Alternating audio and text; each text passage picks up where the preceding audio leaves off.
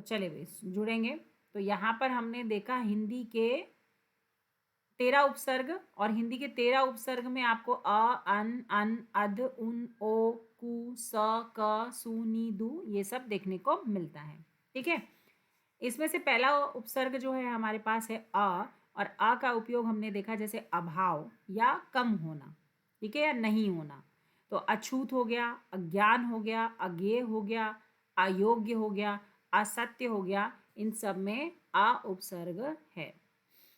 अब बात करते हैं हम लोग किसका, अन का। अन का मतलब होता है नहीं, या फिर कह सकते हैं जैसे मैं अनपढ़ लगा दूं, अनमोल लगा दूं, अनधिकार लगा दूं, है ना। और क्या क्या लिख सकते हैं, अनजान लगा सकते हैं, और अनावश्यक लगा सकते हैं, अनाधिकार लगा सकते हैं। तो इन सब में अन उपसर्ग है जिसका मतलब होता है कि नहीं। ठीक है, अध, अध का मतलब होता है आधे के अर्थ में, जैसे अध पका, अध खिला, है ना, अध जला, अध सोया, अध खाया। तो अध का मतलब आधे के अर्थ में माना जाता है। चौथा है उपसर्ग उन। उन का मतलब होता है एक कम, जैसे हम लोग बोलते हैं 39, 40 से एक कम, 49, 50 से एक कम, 69, 70 से एक कम, 79, 80 से एक कम। ठीक है, तो उनका मतलब एक कम होता है, तो 29, 59, है ना, जो भी है उन सब का मतलब होता है एक कम। औ, औ का मतलब होता है हीन या निषेध, मतलब नहीं है, जैसे अवगुण हो गया, है ना, तो गुण नहीं है। औलाद हो गया, तो लाद मतलब बोझ नहीं है ना। और भी बहुत सारे शब्द बनते हैं औ से, बट औ का मतलब होता है नहीं। ठीक है, चले भाई, औकात में भी आप औ का प्रयोग कर सकते हो।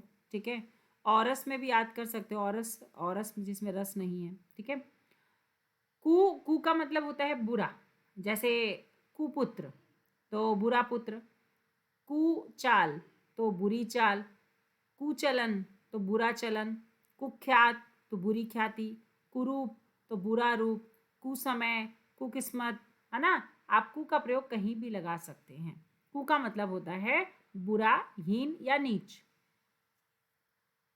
जब हम बात करते हैं उपसर्ग स, स का मतलब होता है साथ, सपरिवार, सहित, सपूत, है ना, और सचल।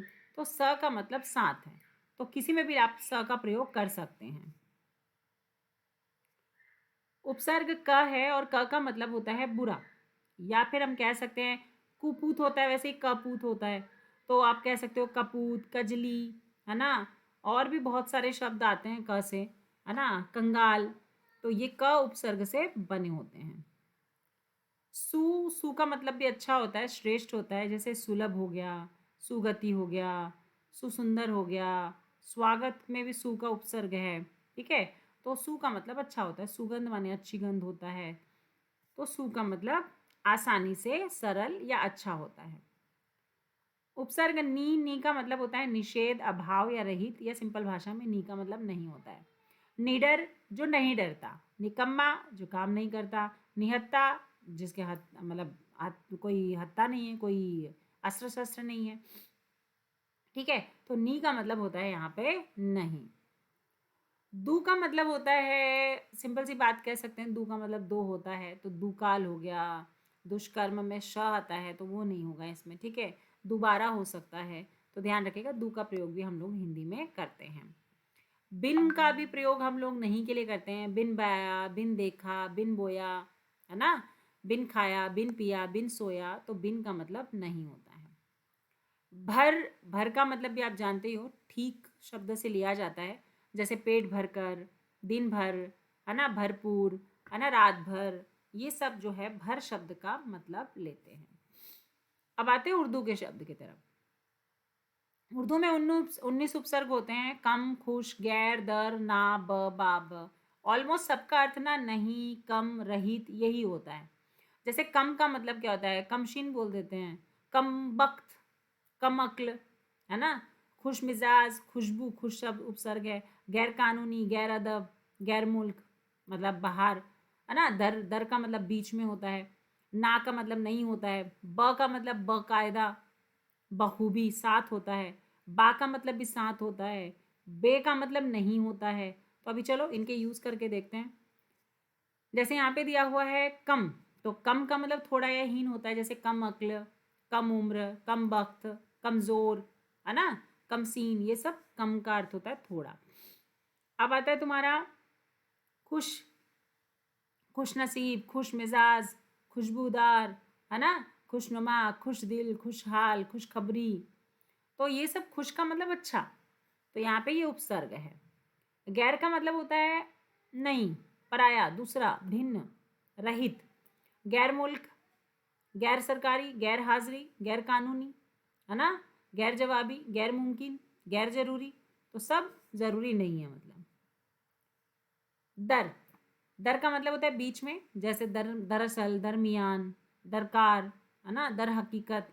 तो ये सब दर का मतलब अंदर या बीच में होता है। ना का मतलब होता है, जिसको हम सिंपल भाषा में कह सकते हैं अभाव, है ना, जैसे आप नापसंद, ना उम्मीद, ना लायक, निकम्मा, निकम्मा में नहीं है, ध्यान रखिएगा, नामुमकिन, नादान, नाबालिग, ये सब इसके अंतर्गत आएंगे। उपसर्ग ब है, ब का मतलब साथ होता है, और बा का मतलब भी साथ होता है, जब बादब और ब कायदा, ब नाम, ब शर्त, बतौर, बदौलत, दौलत के साथ, बशर्त, शर्त के साथ, बखूबी, खूबी के साथ। तो ब का मतलब साथ होता है।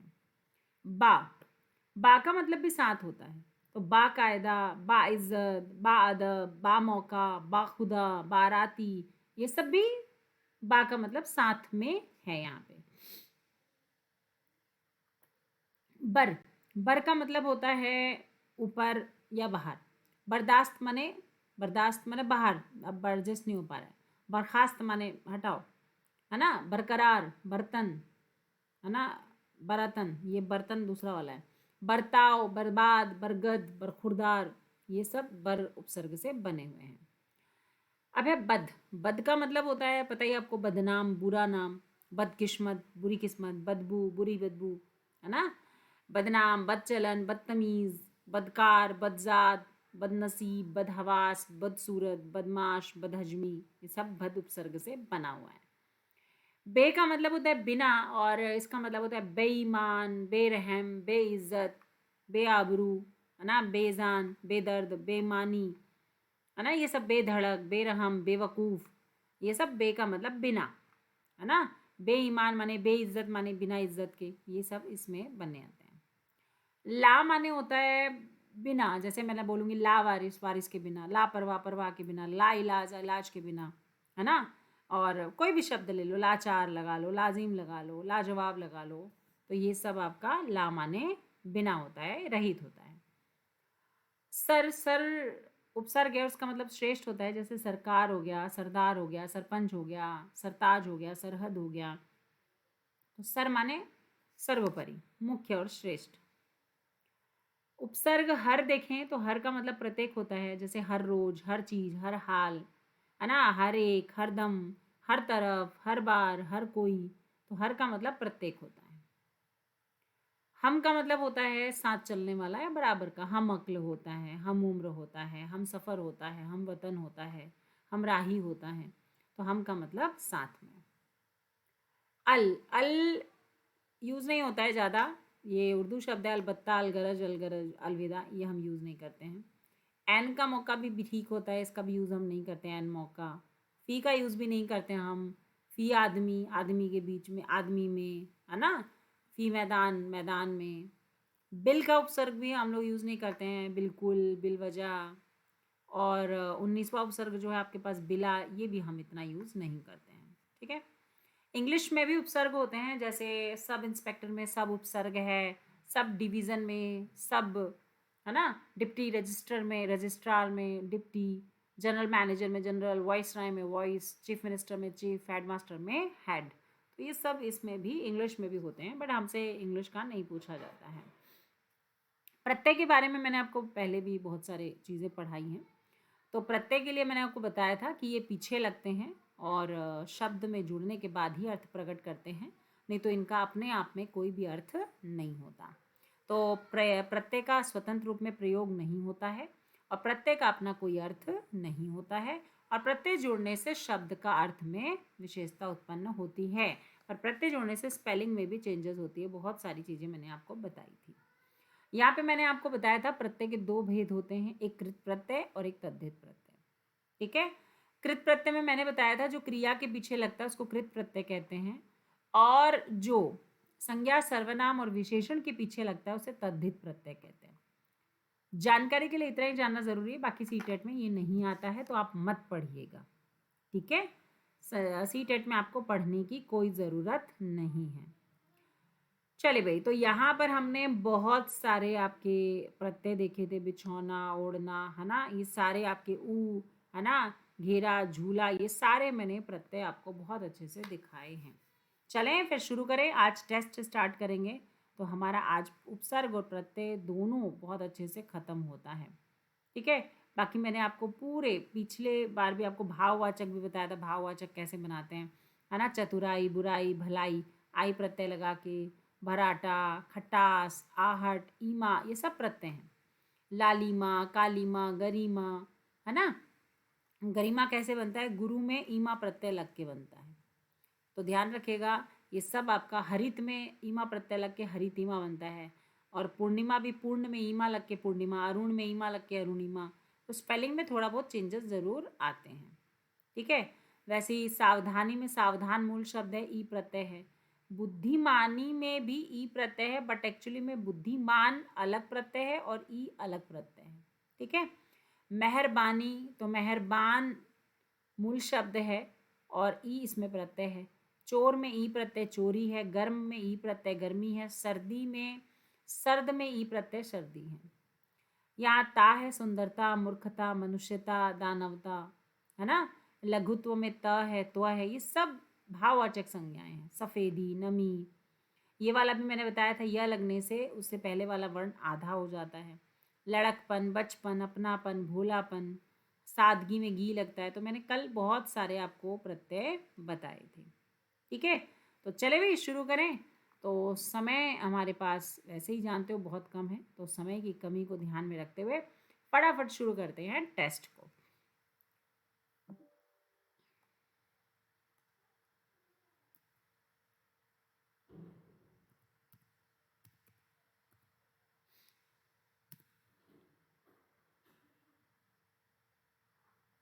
चलिए भी सारे बच्चे एक बार जुड़ जाएंगे और फटाफट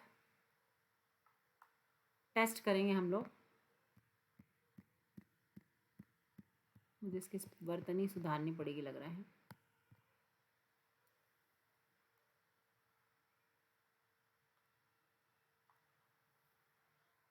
उपसर्ग और प्रत्यय का टेस्ट शुरू करेंगे और सभी बच्चे पार्टिसिपेट करेंगे और आंसर्स देंगे। ठीक है। चलिए भाई, पहला क्वेश्चन है आपका। मैं जूम कर रही हूँ, स्क्रीन बड़ी कर रही हूँ ताकि आपको प्रॉपर विजिबल हो। उपसर्ग का प्रयोग होता है,